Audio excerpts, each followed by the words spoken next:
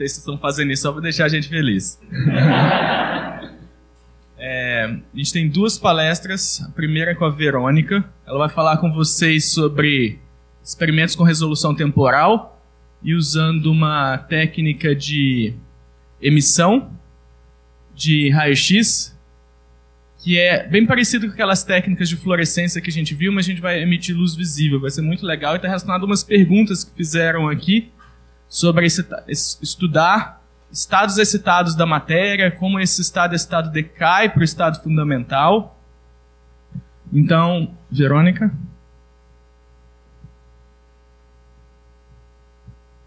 Bom dia. Interrompam sempre que tiverem qualquer questão. Vamos fazer a aula mais divertida possível e vamos começar falando do tempo. Por que o tempo é importante e depois falar de coisas que emitem luz, falar de luminescência. Tá bom aqui? Bom, então a apresentação está dividida em 2 partes. A parte 1 está relacionada ao tempo e a parte 2 está relacionada à luminescência, incluindo também uma parte de decaimento, uma parte...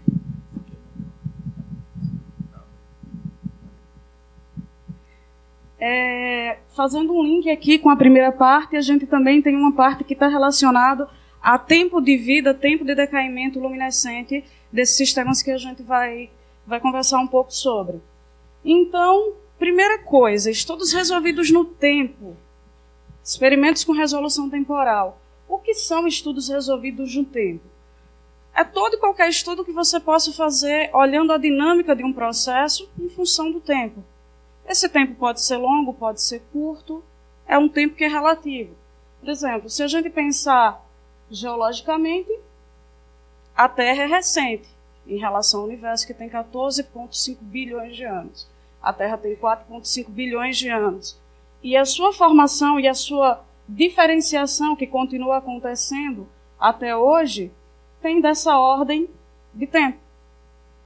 Tal qual a gente pode pensar em coisas muito rápidas, como a movimentação de elétrons que ocorre numa região em tempo que é o bilionésimo do bilionésimo. É da ordem de atos-segundos. Certo? Então, estudos resolvidos no tempo estão relacionados a esses valores, a essas grandezas, a essas janelas temporais em que acontece uma dinâmica, em que acontece um fenômeno. Então, vamos ver o que é que tem de importante nessas escalas, o que é que tem de importante em bilhões de anos e o que é que tem de importante em bilionésimos de bilionésimos em atos-segundos. Começando aqui falando da Terra, a gente está numa escala de 10 a 18 segundos, 10 a 17 segundos. Se a gente for pensar em difusão de sólidos, pensar numa reação química, num processo de síntese de estado sólido, a gente tem o processo de difusão que vai demorar de segundos a horas e um tempo que pode ser muito maior do que horas, chegando a dias, dependendo de como seja a mobilidade desses materiais em função de uma temperatura. Falando de persistência também, que ocorre da ordem de milissegundos e pode durar até horas. Persistência é um fenômeno luminescente em que, cessada a fonte de excitação, esse material continua emitindo indefinidamente. Indefinidamente não, por um certo tempo. E a gente estuda esse certo tempo. Fosforescência, que é um outro processo que vocês já ouviram falar aqui, que está relacionado às regras de seleção espectroscópica, são transições que não são permitidas pelas regras de seleção, são permitidas por mecanismos de ordem superior, que começam dessa ordem de 10 a menos 6, vão a 10 a menos 3 segundos.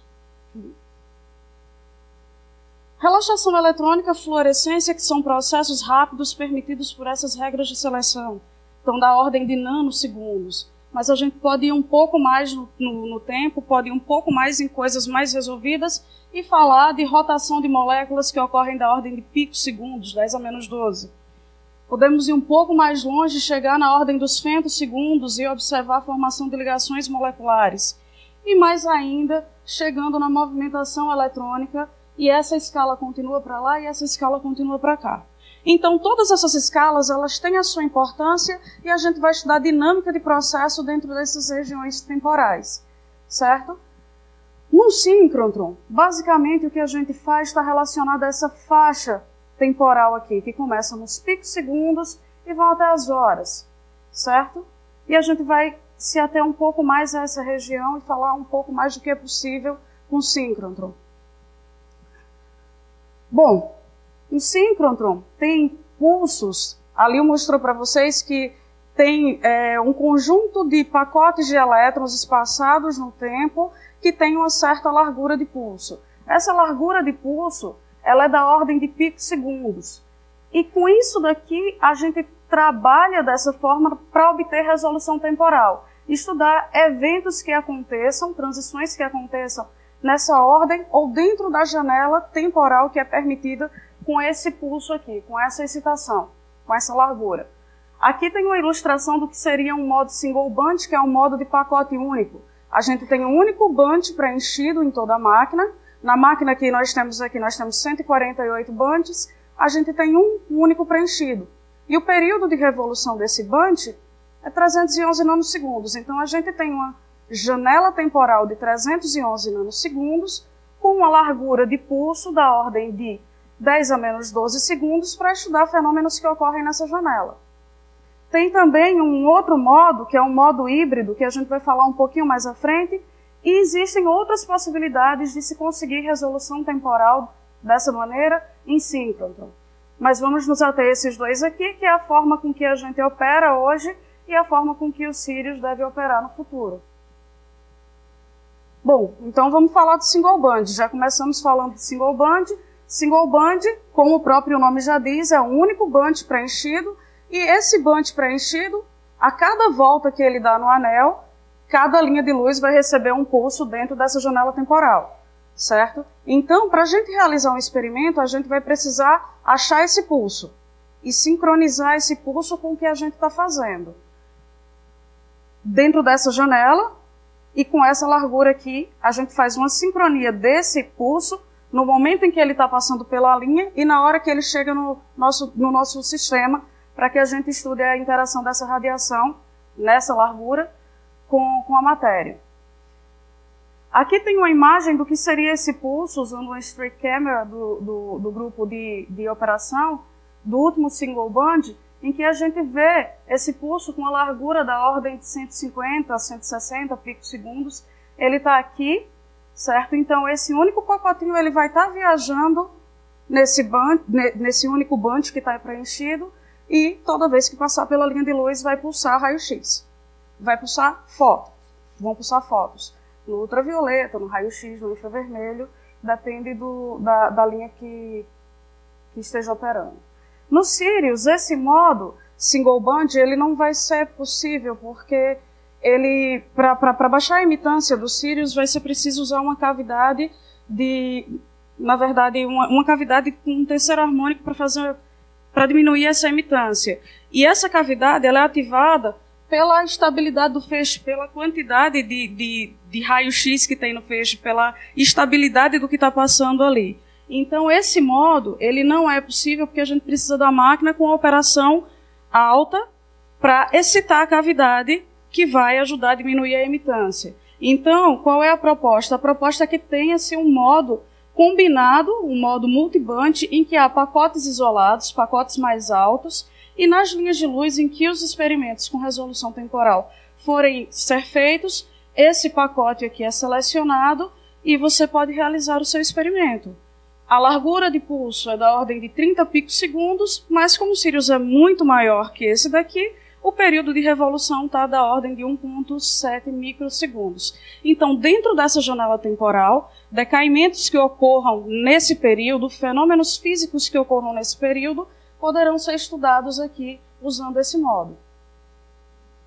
Uma outra forma também é usando choppers, são sistemas que têm a possibilidade de barrar o raio-x, barrar os fótons e liberar esses fótons. Barra esses fótons e liberam esses fótons dentro de uma certa frequência, dentro de uma certa janela temporal.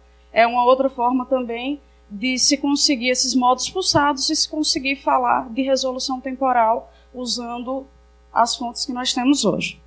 Bom, falamos de resolução temporal, do que é que a gente tem no síncrotron, como é que a gente pode usar esse sistema, como é que a gente pode adquirir esses feixes pulsados para realizar o nosso experimento. E agora a gente vai falar um pouco como é que a gente faz na linha de luz para sincronizar esse pulso, seja no multiband, ou esse único pulso no single band, ou em qualquer outro modo que a gente esteja usando para ter a resolução temporal. A gente tem um sistema eletrônico que tem uma frequência de referência. É a frequência de referência do pulso. Aqui é a frequência da cavidade de RF. A frequência do single band é a frequência total dividido por 148, que dá 3,22 GHz, que vai estar relacionado à largura também temporal que a gente está trabalhando. Beleza. Eu tenho a referência do que está lá dentro do anel, mas até esse feixe chegar na minha amostra e eu observar um fenômeno, eu tenho um atraso. E esse atraso é corrigido usando um sistema de trigger em que é referenciado o sinal que está chegando na amostra junto com o sinal que está sendo medido nessa amostra. Então a gente ajusta uma janela temporal combinando o sinal de referência e o sinal do detetor para que a gente tenha a janela corrigida e a gente tenha todo esse espaço, todo esse comprimento temporal para usar no nosso experimento. Alguma pergunta até aí? Nada? Aproveitem. Bom, então, fazendo um rápido resumo do que a gente viu até agora, a gente viu que são estudos no domínio do tempo. São estudos que a gente observa em uma janela temporal. Dinâmica de um processo numa janela temporal. Por que estudá-los? Alguém se habilita a responder por que estudá-las? Porque tem N fenômenos que acontecem que podem nos ajudar a descrever mecanismo, entender a matéria, entender processos bioquímicos, geoquímicos e ter um monte de respostas em relação ao que a gente busca na ciência. Certo? Então essa é a principal motivação. A gente também viu como é a estrutura temporal de um síncrotron e viu como é a estrutura, usando os exemplos daqui, da máquina atual, e do Sirius. E falamos um pouco também de sincronização. Nós precisamos sincronizar isso para que a gente possa realizar os nossos estudos. Certo? Então agora a gente vai entrar numa parte que relaciona a possibilidade de estudos resolvidos no tempo com o síncrotron. Então vou falar de alguns métodos, de algumas possibilidades e dar alguns exemplos. Beleza? Bom, resolução temporal a gente pode estudar dessas formas principais aqui. A gente tem a excitação e observa um processo. A excitação usando o síncrotron. Vamos nos ater a esse intervalo aqui. A gente tem a excitação contínua e estuda a dinâmica de um processo. Observem que agora eu não estou falando de pulso, eu estou falando de um contínuo, mas de visualização rápida do que está acontecendo, daquele processo físico que está acontecendo. E uma dinâmica de processo também em que a gente usa uma fonte externa para estimular o material e a gente usa o raio-x para sondar o que aconteceu com aquele material, que é o modo pumping probe, em que, de forma geral, a gente excita o material usando um laser de femtosegundos e a gente observa como esse material excitado, como esse estado excitado naquele absorvedor, ele vai decaindo em função desse tempo, usando uma sonda de raio-x, usando o síncrotron, ou usando laser, se não for o caso de trabalhar aqui no síncrotron. Beleza? Tá claro? Vamos para a próxima. Aqui eu trouxe um dos exemplos, que é um exemplo em que esse tipo de estudo pode se aplicar a magnetismo.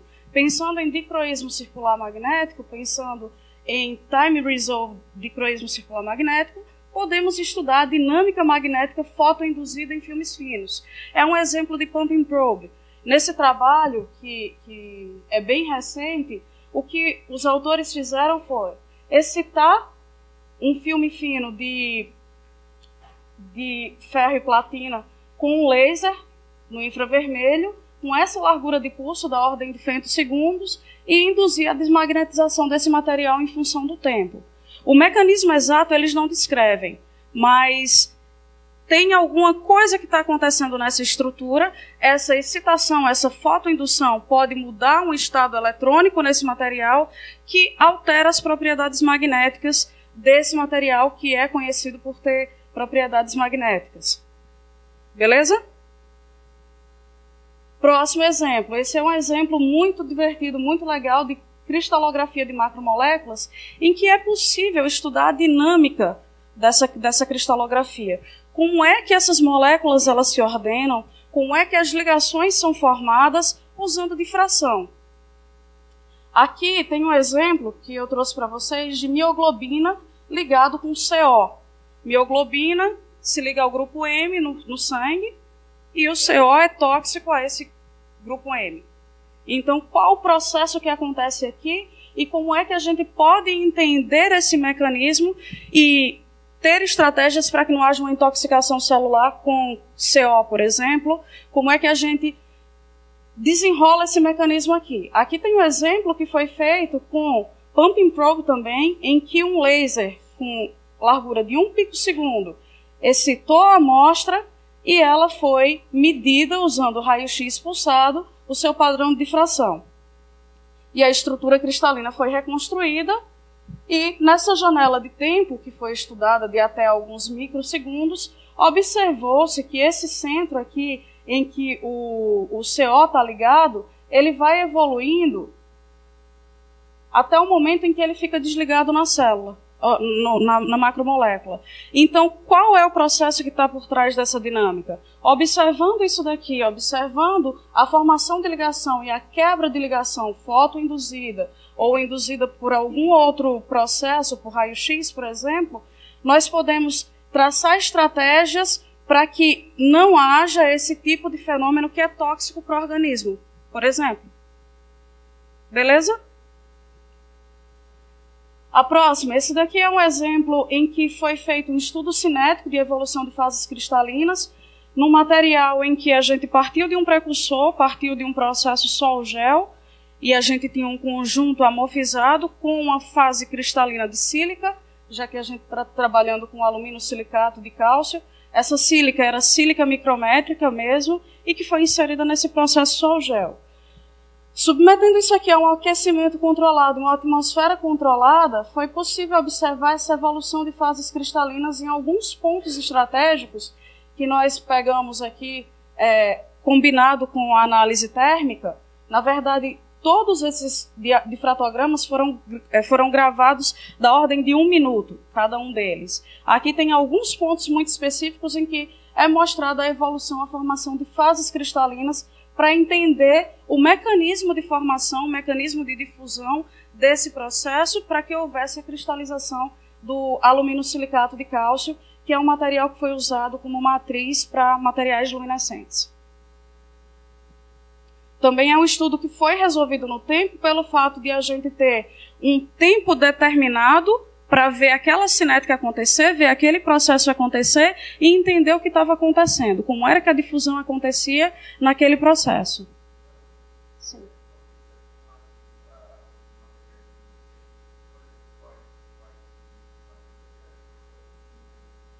Então, esse material ele tem N dopagens e tem N aplicações. Ele, na forma natural, é encontrado também com N dopagens. Nesse caso, foi feito um material que é um detetor para baixa energia, por conta da seção de choque desse material aqui, dessa estrutura, em que ele foi dopado com cério. A intenção era ter um detetor de radiação rápido, com um decaimento da ordem de nanosegundos, que aí a gente vai falar mais para o final da apresentação, para a faixa de baixa energia. Então, esse sistema ele foi produzido usando essa metodologia combinada entre a síntese de estado sólido e o sol-gel proteico, que é um método que você usa água de coco para começar a sua reação. A gente tinha um tamanho de partícula controlado devido a esse processo, e a ideia era ter um cintilador rápido com tamanho de partícula controlado para ter resolução espacial e temporal com esse material. Esse material, nesse estudo, ele foi desenhado, ele foi feito com essa intenção. Mas tem N aplicações. Mais alguma pergunta? Não?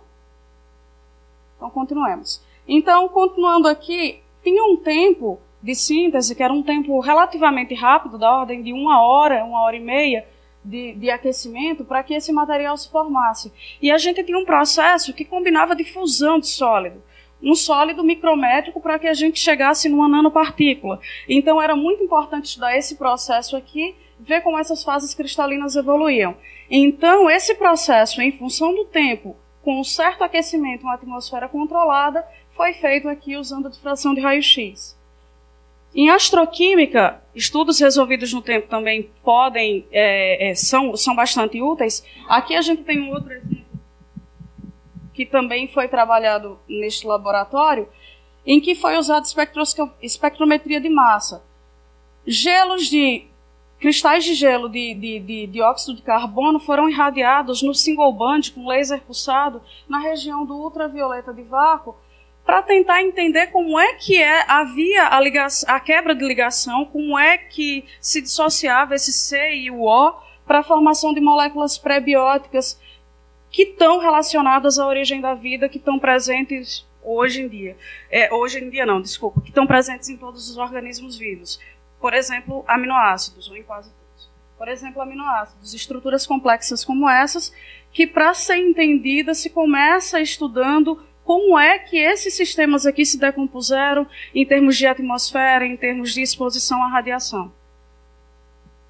E aqui tem um exemplo mostrando como foi essa decomposição aqui. Um outro estudo também que está sendo feito aqui e que vai ser feito no Sirius com uma resolução temporal muito maior é ter um sistema em que você tem uma célula de fluxo e que você passa líquido por uma rocha. Esse caso em específico é um caso em que a Nathalie, que trabalha aqui no laboratório, ela está estudando uma forma de extrair petróleo que estão nos poros de rochas. Como é que essa extração ela pode ser possível, sendo que hoje, enquanto você faz a extração, até da ordem de 40%, 50%, você consegue ter o poço jorrando e cerca da metade fica preso nos interstícios dessas rosas. Como estabelecer um protocolo, como entender qual é o mecanismo que pode ser usado para extrair mais petróleo dessas rochas. Então aqui a gente tem uma saturação inicial dessa rocha com água e óleo, o óleo que está intrínseco e a água que foi passada nesse material, uma injeção de água num fluxo controlado dentro de um certo tempo para estabelecer esses protocolos e um outro mecanismo usando a injeção de um nanofluido para que haja interação, já que a água talvez não possa ter interação com esse óleo. Esse nanofluido também foi estudado em relação à água. E aqui tem um outro exemplo, que é a extração do óleo passado esse nanofluido. Então, o que a Nathalie estudou foi como esse mecanismo acontece enquanto você tem um fluxo acontecendo no tempo com uma certa vazão, e quais foram os melhores protocolos para encontrar isso daqui, para extrair essas gotas de óleo dessa rocha. Perguntas? Uma outra possível aplicação de estudo resolvido no tempo também está relacionada à absorção de raio-x, como é feito na linha de Chais, em que você tem um feixe dispersivo e você tem uma janela em energia que você pode medir os chanes, acompanhar os chanes numa resolução temporal de alguns microsegundos, de micro a milissegundos. Aqui eu tenho um exemplo em que a gente estudou a evolução de uma valência de um determinado íon, que foi no caso o európio, saindo do estado 3+, para o estado 2+, que a gente tem um interesse em persistência luminescente, em tempos de decaímentos longos para fazer fonte de iluminação. Esse estudo ele foi feito tirando shots da ordem de 100 milissegundos. Então a gente estava aquecendo esse material a 10 graus por minuto e a cada 100 milissegundos a gente tirava uma imagem. Essa imagem na região dos chanes, na região da borda L3 do európio. Algumas dessas temperaturas, alguns desses espectros, eles estão mostrados aqui, mostrando que mais ou menos em 700 a 800 graus, existe uma tendência, e começa a haver um alargamento aqui na formação de európio 2 em relação à quantidade de európio 3. E aqui a gente estabeleceu um protocolo de como estabilizar európio 2 nessa matriz e em busca da propriedade que a gente que a gente tem interesse, que é a propriedade de persistência luminescente. Um outro exemplo também está relacionado à luminescência. O tempo inteiro eu falo luminescência, mas não dei nenhum exemplo até agora. Eu vou pegar um exemplo rápido aqui.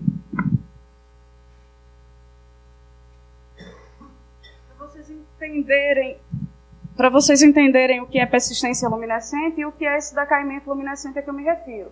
Eu tenho uma fonte que é capaz de excitar esse material, e quando eu exponho esse material a essa fonte, ele emite luz, e eu agora vou usar essa luz, esse tempo que essa luz vai decair, esse tempo total, e o perfil desse decaimento, para tentar entender a estrutura eletrônica desse material aqui.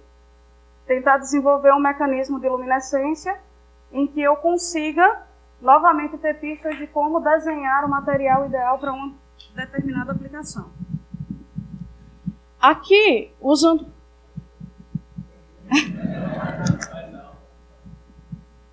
Eu não vou falar no microfone, tá?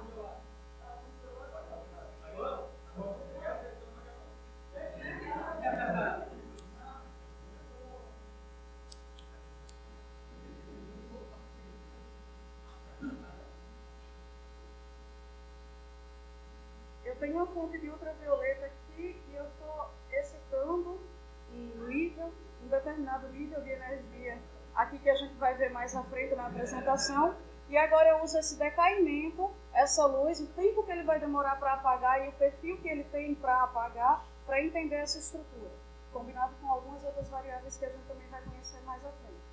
Beleza? As estrelinhas no quarto.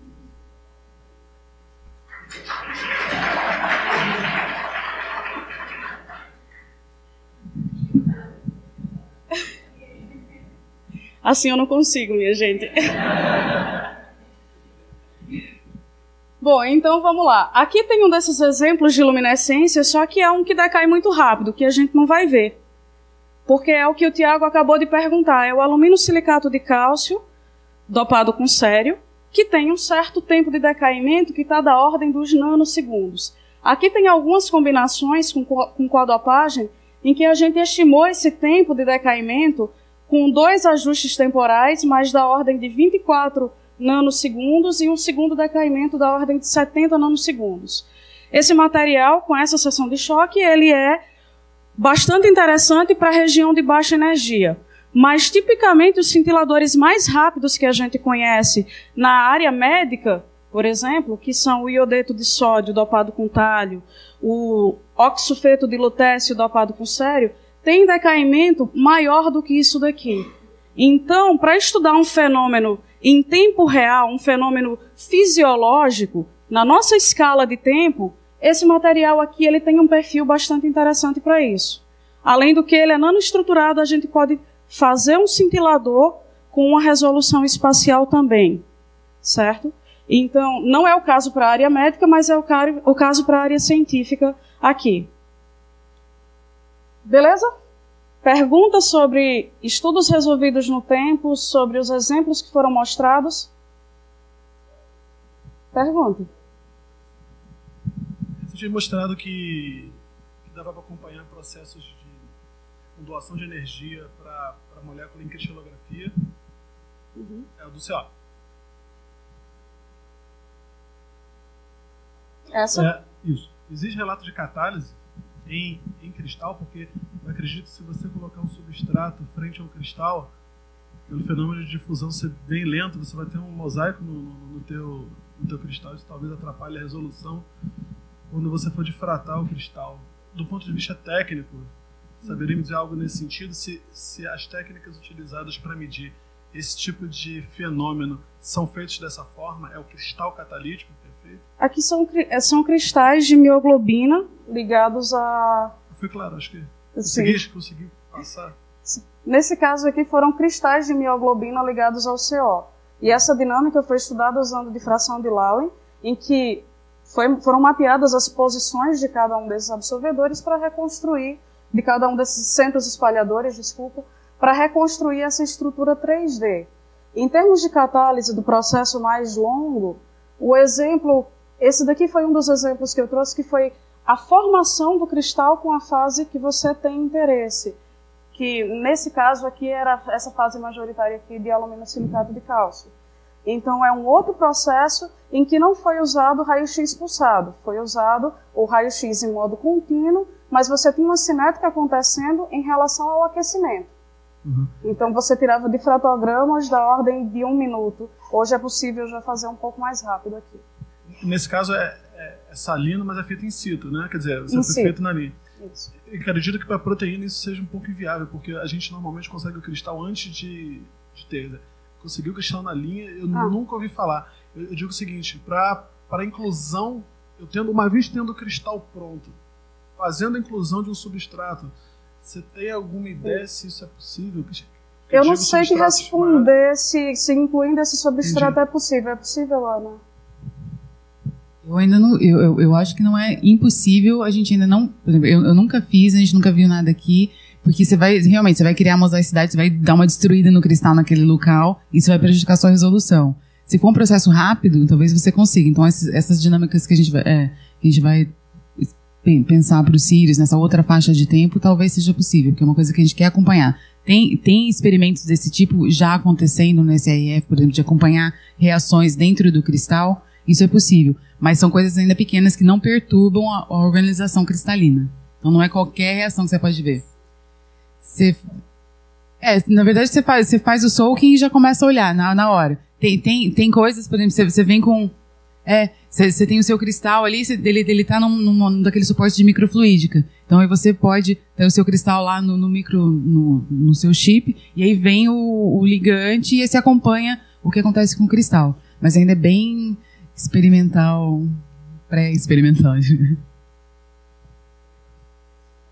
Posso aproveitar para falar um dos problemas. Vocês lembram que para você resolver uma estrutura de uma proteína, você não consegue fazer com uma proteína só, mas você usa o fenômeno da difração para você amplificar o sinal que você está medindo. O que ele queria fazer é falar, eu quero ver uma outra molécula interagindo com a minha proteína e fazer o que muitas proteínas fazem, que é uma reação catalítica. Dentro de um cristal, você não consegue reproduzir a dinâmica da ligação do substrato igual para todas as proteínas do cristal.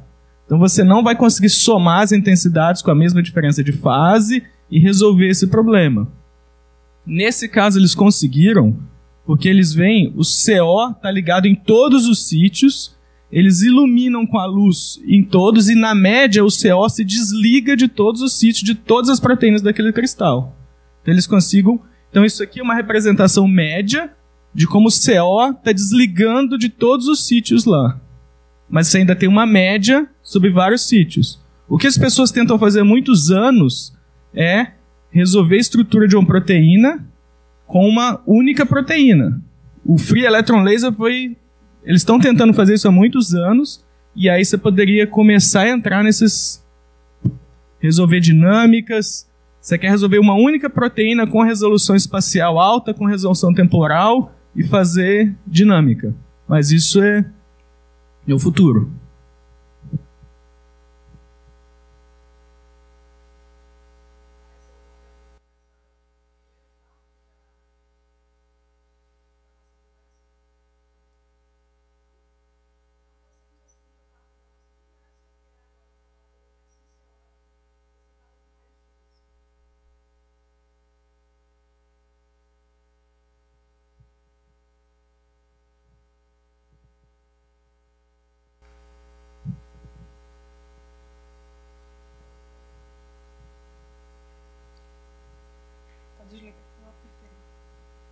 Então, vamos falar um pouco agora de luminescência óptica excitada com raio-x, falar de materiais luminescentes, de mecanismos de luminescentes, tipos de medidas que são possíveis usando essa técnica e como é que a gente também combina isso daqui com a primeira parte do experimento, falando dos estudos resolvidos no tempo. Vamos lá? Bom, XEOL vem da sigla em inglês de X-Ray Excited Optical Luminescence e acontece num fenômeno ligado à absorção. Alô? Em que... Alô? Tá tudo bem. Bom, em que a gente tem emissão de luz na região do visível quando esse material, quando a nossa amostra absorve raio-x. Certo? Então, vamos lá. A região do visível é essa região que está compreendida aqui entre o ultravioleta e o infravermelho. E o Sheol, ele vem da seguinte proposta. Essa radiação ionizante aqui compreendida entre os raios-x e ultravioleta, trazendo o decaimento, trazendo a luz para o visível, é o que a gente se refere aqui. É essa técnica, que é uma técnica em que um fóton que entra nos resulta um fóton óptico que sai desse processo. Estraga mais um nome, Verônica. Desculpa aí.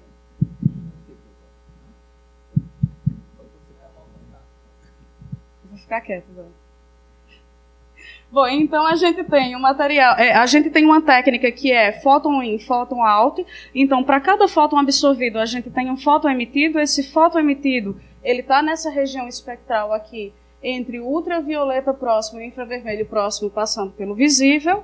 É também uma técnica em que a gente usa radiação ionizante para observar o fenômeno de cintilação ou de radioluminescência, e que a gente pode detectar tanto no domínio da energia quanto no domínio do tempo. É uma técnica que a gente vai aplicar basicamente a materiais que têm uma emissão na região do visível. Então, por isso, vamos falar primeiro sobre materiais luminescentes, depois como é que a gente mede esses materiais. Certo? Aqui eu tenho um exemplo de um material luminescente, que é o óxido de gadolínio dopado com európio, sendo excitado com feixe branco na linha de ultravioleta, na linha TGM. Então, o que são materiais luminescentes? São materiais que, após receber um estímulo, seja ele térmico, mecânico, elétrico, eles nos devolvem luz visível. Acontece um mecanismo em que existe uma promoção eletrônica, dado esses estímulos, que nos devolve luz na região do visível. Esses materiais a gente encontra em todos os lugares, no nosso dia a dia. No celular de vocês, os displays são materiais luminescentes. Os LEDs, que hoje são uma importantíssima fonte de iluminação, também são um conjunto de materiais eletroluminescentes. Boa parte dos detetores usados em ciência, usados nas linhas de luz aqui, por exemplo, são cintiladores, que são materiais radioluminescentes, que são estimulados com raio-x. Enfim, esses materiais eles estão em todos os lugares. Eles estão num exame de imagem médica que a gente vai fazer, numa tomografia, numa cintilação, num PET, em qualquer um desses eventos, desses tipos de exames, a gente vai encontrar um sensor primário que converte a radiação ionizante em luz visível, ao qual a gente acopla um sistema eletrônico, converte esse sinal e pode interpretar aquela imagem, pode interpretar o que está acontecendo fisiologicamente ou o que está acontecendo de maneira estática dentro do nosso corpo. Então, materiais luminescentes, eles fazem parte de uma área, uma grande área chamada fotônica, que em 2014 recebeu o Nobel de Física pela descoberta do LED azul. Essa descoberta permitiu que fossem construídos os LEDs brancos, que é a combinação de 3 LEDs, um LED vermelho, um LED verde e um LED azul, e a gente passou a ter uma fonte de iluminação muito poderosa e bem mais econômica do que a lâmpada convencional, a lâmpada fluorescente como essa daqui, que é um conjunto de materiais luminescentes que são ativados por descargas de xenônio. E esses materiais, eles... Entramos aqui agora numa parte que o Túlio já começou a falar para vocês, já falou bastante para vocês, que é a parte de decaimentos. Esses materiais, eles têm uma excitação e eles nos devolvem uma luz por um tempo. Um tempo que pode ser longo, que pode ser curto, dependendo da aplicação. Esses mecanismos aqui, eles vão ser cruciais para o que a gente quer usar. Um material com persistência luminescente, por exemplo, como esse daqui que vocês viram, é um material muito útil para fazer sistemas de segurança. Não sei se todo mundo consegue ver, mas eu vou acender essa plaquinha aqui, ó.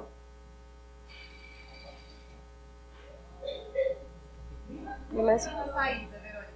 Lá na saída eu acho que eu consigo.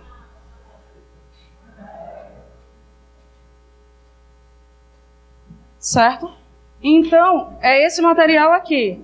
Então, o que acontece é o seguinte, dependendo da aplicação que a gente vai dar, esse material ele precisa ser excitado numa certa energia e ele precisa ter um tempo de decaimento. Se a gente apagar as luzes aqui, provavelmente a gente vai ver isso daqui aceso. Por quê? Porque ele está absorvendo essa componente azul. Vocês viram que eu tenho um LED azul aqui na minha mão, um laser azul. Essa componente azul que está na luz branca, que está no sol também. E que a gente pode usar, por exemplo, para construir rodovias inteligentes que absorvem a luz do sol e emitem durante a noite sem gastos de energia. Dependendo da aplicação, esses mecanismos aqui eles serão cruciais para o que a gente vai fazer. A fosforescência já é um processo em que a gente utiliza para construir displays de computadores, displays de celular, por exemplo. E a fluorescência é um mecanismo que está relacionado principalmente à cintilação. Claro que tem outras possibilidades, outras aplicações, mas um exemplo que eu posso mostrar para vocês mais próximo agora é a cintilação, em especial em câmaras de cintilação, gama-câmara, em que são feitos estudos fisiológicos de um organismo. Você tem um órgão-alvo que você injeta um fármaco ativado radioativamente, esse fármaco vai ficar, esse conjunto, esse radiofármaco, vai ficar emitindo energia e essa energia vai estimular um sensor primário, certo? E esse sensor primário vai converter esse sinal em luz e essa luz vai ser processada e a gente vai entender um processo fisiológico, como, por exemplo, a fisiologia do coração usando cintilografia de perfusão miocárdica. Então, esses fenômenos aqui, esses tipos de decaimentos, eles são cruciais para o tipo de aplicação que a gente vai dar ao material. Então, aqui como exemplo, eu gosto sempre de mostrar isso daqui, que nós saímos da vela e chegamos ao LED. Então, se prepara que daqui a pouco a gente vai chegar numa fonte de iluminação aí super potente e com baixo gasto de energia. Né? Então, a gente saiu do LED, passou para a lâmpada de bulbo, depois a gente veio para as lâmpadas que têm materiais luminescentes e hoje nós estamos no LED. Em breve, quem sabe. Os lasers também são um exemplo de materiais luminescentes, em segurança, como vocês já viram aqui, mas não só aqui. Em raio-x de aeroporto, por exemplo, a gente tem materiais com essa característica para formar as imagens das nossas malas, do nosso corpo e afins. Em telecomunicações, em fibra óticas, em optoeletrônica, em dispositivos eletrônicos, em detecção de radiação. Uma outra coisa muito legal que tem aqui também na medicina é a possibilidade de se fazer fototerapia, que é quando você tem um material com a emissão na região de transparência óptica de tecido, que está ali entre o vermelho e o infravermelho, partindo de 600 a 1.200 nanômetros tipicamente, e você consegue ativar esses materiais aqui, e eles emitem uma luz, e eles vão ativar, por exemplo, um processo de formação de oxigênio singleto, que vai induzir a morte celular, induzir um tratamento naquele órgão-alvo, naquele tecido-alvo, naquele tecido em específico. Optoeletrônica para transmissão de dados, que é o que a gente está no momento, chegando agora para a ótica não linear, para aprender sobre atofísica, que é onde a gente tem a resolução temporal da ordem de menos de 18 segundos, o bilionésimo do bilionésimo. A gente precisa desse tipo de sistema aqui. Então, as aplicações são inúmeras e agora a gente vai tentar entender o que o Sheol tem a ver com isso e o que é que a gente pode aprender com o Sheol em prol desses materiais. O que a gente pode aprender com o Sheol está relacionado principalmente ao mecanismo de luminescência que esses materiais têm. Entendendo esse mecanismo, a gente consegue desenhar, a gente consegue buscar o material com a qualidade adequada para a aplicação que a gente quer dar, com uma região em emissão adequada para, por exemplo, a cintilografia de perfusão miocárdica, que hoje os cintiladores eles estão acoplados a um conjunto de fotomultiplicadoras, que tem respostas muito rápidas. Então, para a gente ter uma resolução temporal dentro daquela resposta que a fotomultiplicadora enxerga, e mais ainda, uma resposta dentro da resolução temporal em que o fenômeno fisiológico acontece, a gente precisa entender como é que se dá esse processo para buscar esse material, dopando ele, criando níveis eletrônicos ou fazendo semicondutores que tenham transições permitidas, que tenham transições rápidas, que tenham um mecanismo de fluorescência, por exemplo. Então, o que a gente pode aprender com Sheol e o que a gente usa para o que a gente usa o XEO, é para tentar entender isso aqui, tentar entender o processo de excitação interna, mais interna, mais profunda, e tentar entender o processo de excitação fundamental para responder essas perguntas. Como é a conversão, como é a ionização desse material, como é o transporte quando a gente manda um elétron que foi arrancado de um nível ligado para o contínuo, e como se dá o processo de recombinação quando esse elétron está no fundo da banda de condução e o buraco está no topo da banda de valência, quando a gente pensa em sólidos cristalinos. Certo? Então, o que a gente pode aprender com o XEO é como descrever esse mecanismo e como perturbar essa estrutura eletrônica para ter a propriedade que a gente busca. Dessa forma, a gente pode manipular esses materiais criando diferentes tipos de defeitos, mudando os ligantes para mexer no campo cristalino ao redor daquele íon que está provocando que está trazendo essa propriedade, e assim a gente chega em novas propriedades. Por exemplo, esse material aqui, se eu falar para vocês que é o mesmo, produzido da mesma forma, vocês vão acreditar? Acreditam ou não? Não, mas é a mesma matriz, produzida da mesma forma, com o mesmo tamanho de grão, porém com defeitos criados nessa estrutura de bandas aqui diferentes. E com isso eu tenho regiões de emissão diferentes, por isso que eu tenho cores de emissão diferentes, tempos de decaimento diferentes e aplicações diferentes para esses materiais aqui. Então, vamos brincar um pouco agora de como descrever o que está acontecendo com essa estrutura. Quando a gente pensa em XEO, a gente pensa em excitação com raio-x. A gente tem luminescência óptica excitada com raio-x. Então, vamos ver o que é que a gente tem aqui quando a gente excita os níveis mais internos dos absorvedores daquele material.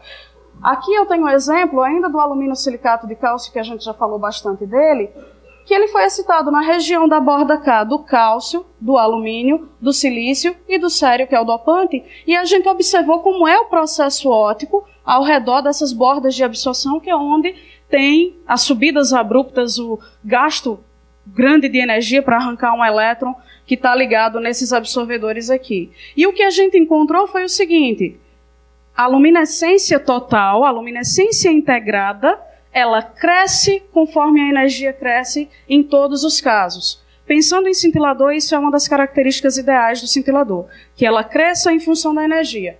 Porém, aqui na região do cálcio e aqui na região do silício, a gente observa dois processos que são bem diferentes. Aqui a gente tem um favorecimento do processo óptico, porque na região em que o cálcio está absorvendo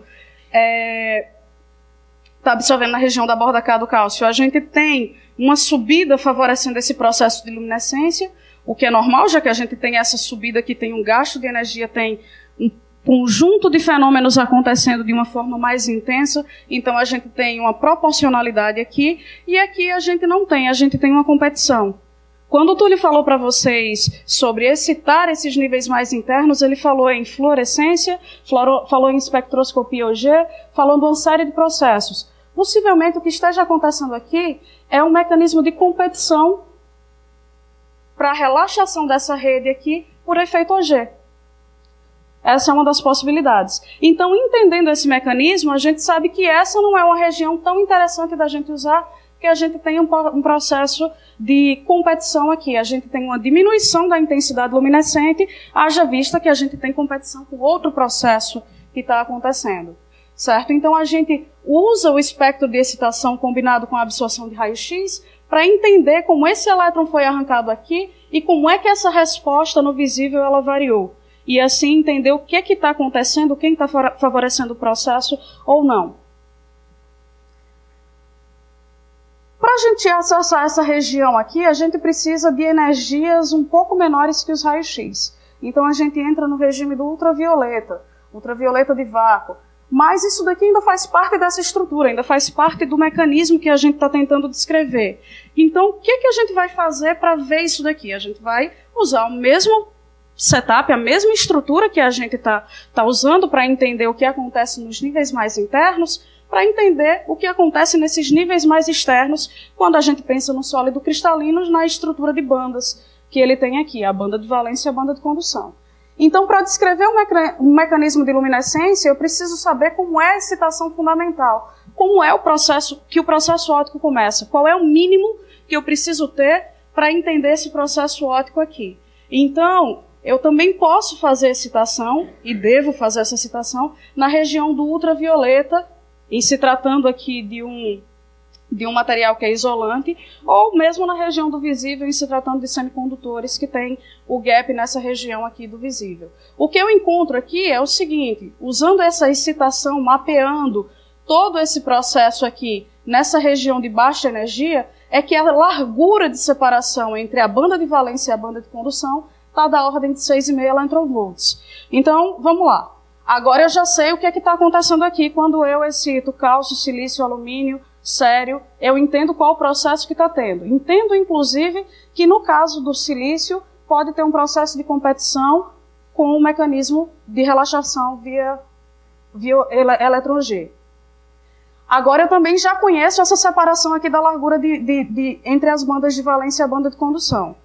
Então percebam que a gente está começando a descrever como é que a coisa acontece. E descrevendo isso, entendendo como é que essa coisa acontece, como é que esse processo acontece, a gente pode brincar um pouco mais com essa estrutura aqui, lembrando que vocês aprenderam que os elétrons eles são cruciais na hora de determinar a propriedade dos materiais, eles são muito importantes nesse papel, e a gente começa a brincar agora então aqui com essa estrutura eletrônica. Uma outra forma de medir Sheol e tentar entender o que está acontecendo vou usar raio-x, vou usar espectroscopia no ultravioleta acima e abaixo do gap para ver quem é que está emitindo. Qual é o canal óptico que o meu material está relaxando? Se eu excitei ele lá nos níveis mais profundos, por que ele está relaxando por aqui? Por onde é que ele está relaxando? Ele está perdendo energia via elétron G? Ele está perdendo energia por vibração? Qual o mecanismo que está acontecendo? Quem é responsável por isso? Então a gente já sabe como é que a luminescência cresce, a gente sabe que há uma proporcionalidade em relação à energia na faixa que a gente mediu, a gente conhece a largura do gap e a gente observa que tanto a excitação com raio-x quanto no ultravioleta, abaixo do gap e acima do gap, nos resultam numa emissão idêntica. Essa emissão ela é atribuída ao sério 3. Nessa estrutura, certo? E o sério, ele me dá essa emissão na região do azul. E eu tenho esse perfil aqui, que é compatível com a detecção com fotomultiplicadoras. Falei para vocês que esse material aqui, ele poderia ser usado como um detetor de radiação, combinado com a eletrônica baseada em fotomultiplicadora, que ele está na região de emissão exata do máximo de eficiência de fotomultiplicadoras. Então, agora eu já conheço como é que é a excitação interna, dos níveis mais internos, como é a excitação fundamental, qual o perfil dessa emissão, qual o perfil espectral no visível dessa emissão. Então eu já sei bastante sobre o material, inclusive tenho pistas de como aplicar. Mas, para isso, calculei a cor aqui também, para mostrar que é azul, ela é azul. Mas a gente ainda precisa de uma resposta, que é entender como é que esse material decai. Se ele tiver um decaimento longo, ele não vai ser bastante útil para a cintilação, como a gente já falou aqui. Se ele tiver um decaimento muito curto, vai ser interessante sim. Se for longo, a gente usa para outra coisa, como por exemplo uma fonte de iluminação ou um ativador de terapia fotodinâmica. Um material que vai ser funcionalizado e a gente pode inserir no corpo e acompanhar a trajetória de um processo fisiológico, por exemplo. Então a gente mediu o tempo de decaimento usando agora o Sheol no regime de domínio no regime do tempo, e a gente estimou esse tempo de decaimento aqui fazendo o ajuste exponencial, que deu da ordem de 19 nanosegundos a constante de decaimento. E o decaimento total a gente nota que acontece em menos de 150 nanosegundos. Então é um material que vai me dar uma resposta muito rápida e que eu posso usar num sistema em que eu precise de resolução temporal para fenômenos da ordem de nanosegundos para frente. Beleza? Então, com a Sheol, a gente conseguiu descrever esse mecanismo como um todo. A gente sabe o que acontece aqui, qual é a região ótima para esse material ser usado com raio-x e o que vai acontecer em cada uma das regiões mais críticas, que são as bordas de absorção dos absorvedores que estão nessa estrutura, como é o processo de excitação fundamental, para onde é que a energia vai, como é que essa energia ela chega nos canais ópticos do material e como é que ela decai, qual o perfil Então agora eu entendo qual é a estrutura desse meu material e eu consigo perturbar isso daqui de outra forma, criando outros defeitos, sejam eles intrínsecos ou extrínsecos. Intrínsecos oriundos, por exemplo, de um processo de síntese ou mesmo da estrutura que não vai conseguir se ordenar tão bem no caso do material nanoestruturado como a gente tem aqui devido à alta reatividade da superfície. Criando defeitos extrínsecos, usando diferentes dopantes para mudar a região espectral de emissão, para mudar o tempo de decaimento, para mudar a aplicação, mas manter a seção de choque dessa matriz. Enfim, eu posso usar tudo isso que eu aprendi para desenhar um material baseado nessa estrutura para outras aplicações. E eu sei agora para que eu posso aplicar isso daqui. Isso tudo usando a Sheol. Beleza? 10 minutos? Valeu, Cristo. Bom, então vamos falar de outras coisas aqui, que é o que nós podemos ainda aprender com a Sheol, que é a dinâmica de portadores de cargas.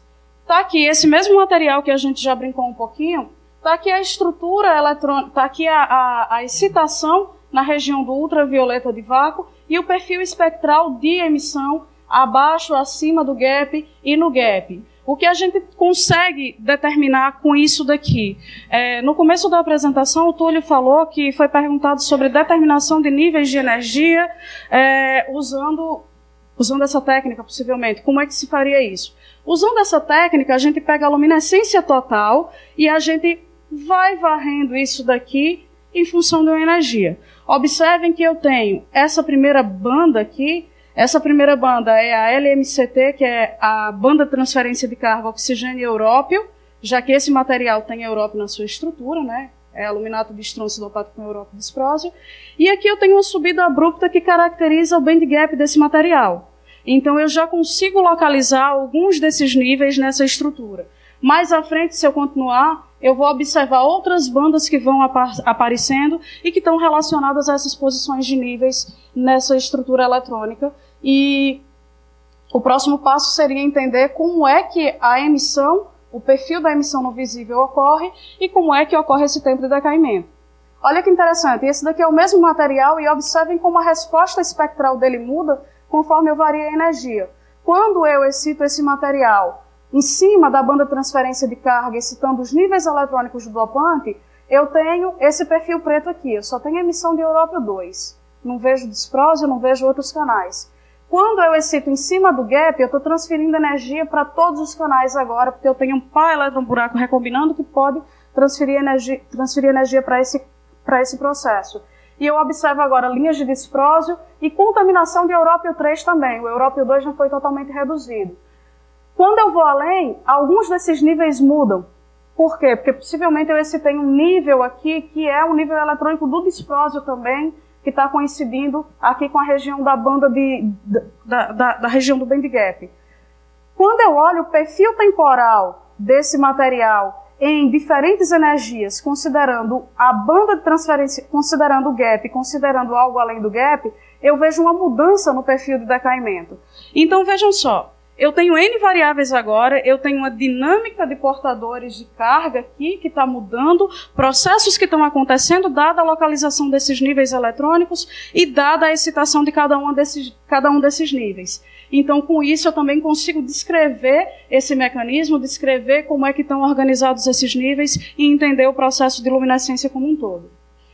Bom, o que a gente ainda pode aprender com a Sheol são coisas que a gente ainda não está fazendo aqui. Na verdade, isso daqui a gente já começou a fazer, que é fazer mapa de canais ópticos combinado com fluorescência de raio-x e estudar células fotovoltaicas, por exemplo. Materiais naturais que têm atividade óptica, como fósseis que foram fossilizados em um período em que a abundância de terra rara era muito grande, dada a diferenciação da crosta terrestre. Então, a gente pode usar a luminescência excitada por raio-x nesses materiais, combinada com outra técnica, a técnica de fluorescência de raio-x, para encontrar os centros ópticos, os centros ativos desse material. E, no caso de materiais naturais, como as linhas de fluorescência de terra rara elas são sobrepostas, usar a luminescência para identificar quais são aqueles elementos que estão presentes naquela estrutura. Uma outra coisa que nós podemos aprender aqui com a Sheol é, nessa questão de preparação de LEDs nanoestruturados para optoeletrônica, como é que se dão as junções PN, como é que ocorrem os mecanismos de luminescência quando a gente tem algo nanoestruturado com a reatividade superficial muito maior e quando a gente tem essas ligações, essas camadas aqui. Então a gente usa a Sheol também combinada com a XRF para fazer uma identificação das bordas, dos contornos dessas junções e assim também para olhar qual é o perfil de emissão desses LEDs, desses semicondutores. Uma outra coisa que nós também podemos aprender com a Sheol é usar o Sheol resolvido no tempo e no espaço para estudar efeitos de confinamento de cargas, como, por exemplo, nesse material aqui, em que a gente tem, nessas corns, teoricamente, pela teoria, pelos cálculos, foram vistos que haveria um efeito de confinamento quântico, lembrando que a gente tem um semicondutor e a gente está numa das junções. Fazendo o experimento usando resolução espacial e temporal da Sheol, foi observado que, de fato, aqui existe um efeito de confinamento quântico em semicondutores. Então, com isso, a gente consegue ir além de descrever mecanismos que estão mais profundos na estrutura desses materiais e desenhar esses materiais para futuras aplicações. Então, no resumo, o que nós vimos foi o que é a Sheol, o que são materiais luminescentes, para que servem, qual a origem da luminescência em sólidos cristalinos. Descrevemos alguns mecanismos usando o domínio do tempo e o domínio da energia e falamos também de centros opticamente ativos em materiais naturais, células fotovoltaicas e etc. A janela está aberta para N possibilidades e vimos também que é possível fazer um mapa resolvido no espaço e no tempo para identificar, por exemplo, efeitos de confinamento quântico. Aqui tem algumas referências para quem quiser saber um pouco mais de Sheol e é isso.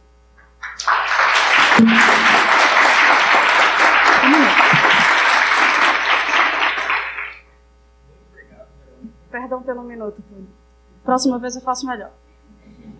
Acho que temos várias perguntas já.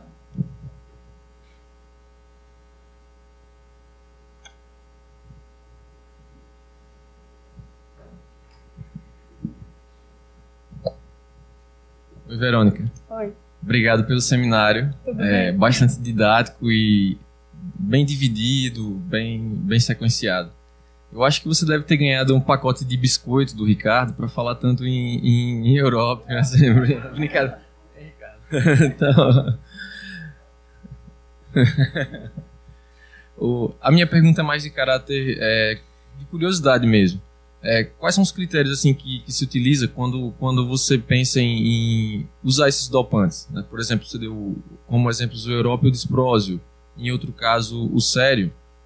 Só para você falar um pouquinho mais assim, dos critérios de seleção do dopante, por exemplo.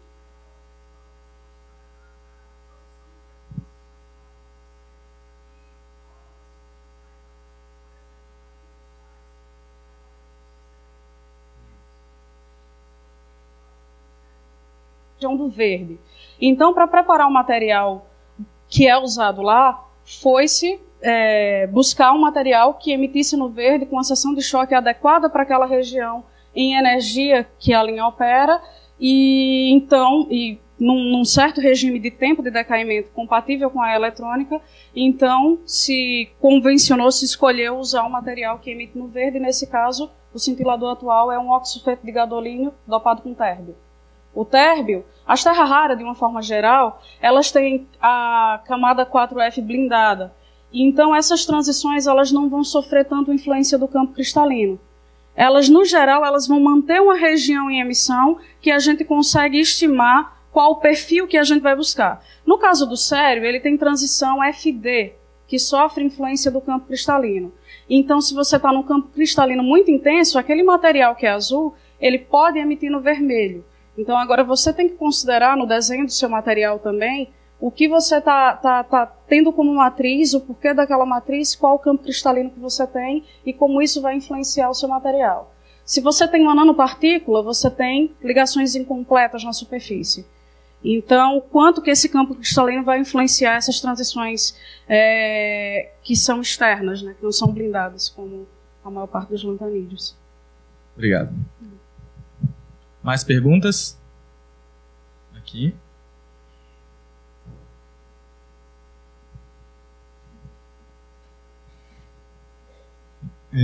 Parabéns pela palestra. Tu falaste inicialmente que, com relação à dinâmica de cristalização, suponhamos então que tenhamos uma proteína que nós podemos cristalizar ela em torno de 1 hora, 2 horas.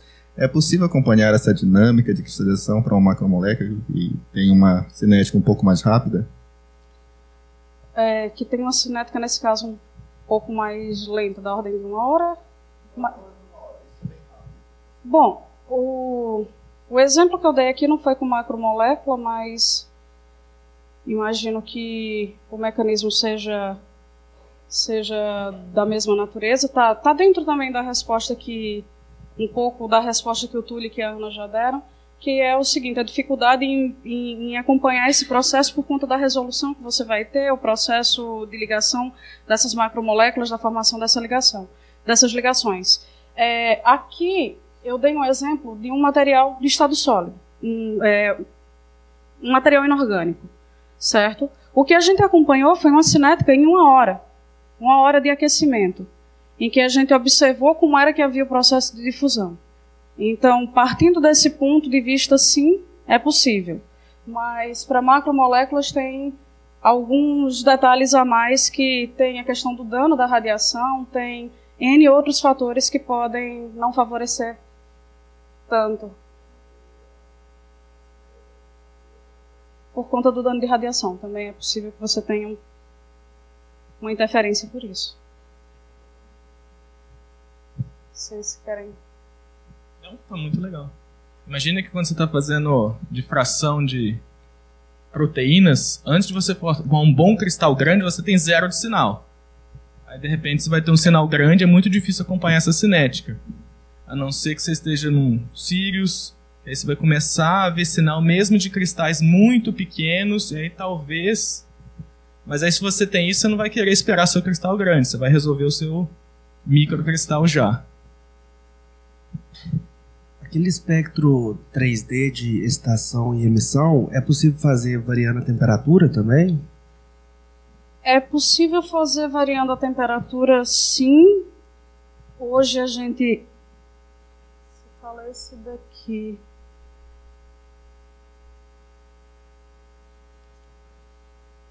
Se fala esse daqui.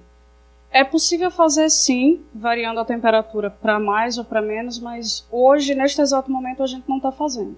Mas é possível fazer usando criogenia, por exemplo, para ver o armadilhamento desses portadores de carga, como é que está a localização desses defeitos, e estudar isso numa dinâmica mais resolvida, vamos dizer assim. É possível sim. Tinha alguém por aqui que tinha uma pergunta? Bom, vocês viram agora uma aplicação bem diferente. Antes a gente estava falando de resolução espacial. Lembra da primeira palestra que vocês tiveram com o Zé Roque? Ele falava muito bem disso, do Sirius ser um microscópio. Aqui, o microscópio, a gente está magnificando uma outra dimensão, que é o tempo. A Verônica falou disso muito bem. Você tem que explorar essa capacidade de olhar para diferentes escalas temporais e diferentes escalas de energia para caracterizar outra parte do seu material.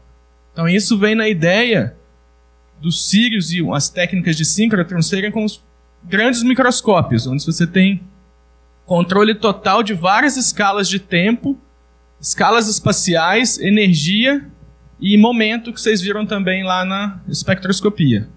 Então essa é a ideia dos Sirius no futuro. Um grande microscópio que a gente tem controle total de todas essas, de magnificar cada uma desses parâmetros em diferentes escalas, para olhar dinâmica temporal de femtosegundos, picosegundos, até centenas de milissegundos ou segundos do fluxo de um fluido numa rocha. Essa é a ideia dos Sirius. Mais perguntas? Eu queria saber um pouquinho mais de detalhe da questão experimental. Por exemplo, um estudo de luminescência que não usa raio-x, né, de bancada, você escolhe uma banda para monitorar a emissão, por exemplo, e aí você varre a excitação. Você mostrou alguma coisa nesse sentido, eu quero ter certeza se é isso mesmo. E o contrário também, você excita numa energia e aí você faz um espectro de emissão. É a mesma coisa? É a mesma ideia? Ou tem alguma diferença? É exatamente isso. O que a gente fez no caso desse... Nossa, não tá legal. Desse daqui, por exemplo, foi olhar o perfil da luminescência em toda a região do visível. Certo? A gente pegou a luminescência integral. Então a gente pegou esse espectro de emissão em cada ponto de energia e integrou a área embaixo dele e observou como é que esse perfil total muda nessa região em energia, certo? A gente usou isso usando a gente fez isso usando uma fotomultiplicadora, pegando todo o sinal de luminescência capaz de gerar uma corrente elétrica ali e como é que essa corrente elétrica varia. O contrário também é válido quando você pega cada um desses pontos, como a gente pegou aqui, ó, 6,5 e 7, e olhou esse perfil, certo? E a combinação disso daqui, ela também é possível quando você mapeia a intensidade de emissão na região do visível, discriminando agora aqui essas transições, varrendo uma energia. Isso. Você pode também usar filtro passa-banda e selecionar uma transição específica. Definir uma única região de interesse e falar, olha, eu estou trabalhando com Európio, né, Ricardo? Európio 3, 612 nanômetros, vermelho. Vou selecionar a banda ali de 610 a 613 e olhar como é que ela varia em relação à energia. Isso pode ser feito tanto com raio-x quanto com ultravioleta, do mesmo jeitinho que a gente faz no fluorímetro. Eu consigo fazer isso em várias linhas. Hoje a gente faz nas linhas TGM, XAFIS2 e SXS. Mas se a gente tem o raio-x, a gente consegue montar o nosso setup e fazer o nosso experimento. Uma coisa que eu fazia muito quando usava mais a bancada nesse sentido, era usar o difratômetro para isso. Eu montava todo o meu aparato dentro do difratômetro, ligava o difratômetro, 8 keV, e excitava os canais sódicos do material para ver o que era que estava emitindo. Como eu tinha um único ponto em energia, eu olhava o perfil de emissão. No caso de um material com decaimento longo, dava para olhar o perfil de decaimento também. Certo? Mas você tendo a fonte de excitação é possível sim. Alguém tem mais alguma dúvida, pergunta, curiosidade? Senão, eu tenho uma. Ô, Verônica, não sei se está claro para todo mundo. Você pode voltar uns slides, você põe aquele diagraminha do Sheol aí. A gente faz uma excitação no nível profundo lá, dezenas de kV, então põe um monte de energia, e a gente está saindo com uma energia que você está ali 400 nanômetros, em torno de alguns eletronvolts. 3 eletronvolts. Então eu entro com 20 mil e eu saio com 3. Para onde que vai o resto da energia? O que aconteceu ali entre o meu buraco lá embaixo e a emissão do... Então, como vocês viram na aula do Túlio, vocês viram que tem uma série de processos em cascata que vão acontecer. Vai acontecer fluorescência de raio-x, pode acontecer OG, pode acontecer termalização. Então, isso daqui é o buraco que foi migrando até a última camada, certo? E ele agora vai recombinar. Mas nesse caminho aqui, para migrar de uma camada para outra, ele foi dissipando energia por fluorescência, por OG, por afins, por N processos. Pode combinar tudo. Tem estudos que estão sendo feitos agora, que é algo que a gente vai ter no Sirius, que é combinar a difração com a luminescência. Certo? Isso. Como a gente vai ter, na linha Carnaúba em específico, que é a linha que eu estou mais próxima, a gente vai ter feixe com spot da ordem de 30 nanômetros por 30 nanômetros. Pensa na nanopartícula. Isso vai ser da ordem do tamanho da nanopartícula. Então a gente vai poder fazer difração daquela nanopartícula enquanto estuda a luminescência dela. Como é que você está excitando, como é que está acontecendo aquele mecanismo especificamente ali. Tá claro isso, gente? Que tudo acontece ao mesmo tempo? Se a gente quiser, a gente pode detectar o Sheol, o XRF, XPS, o G, difração. Você mede tudo no seu material. Tudo está acontecendo. Então, se ninguém tem mais perguntas, vamos agradecer a Verônica de novo.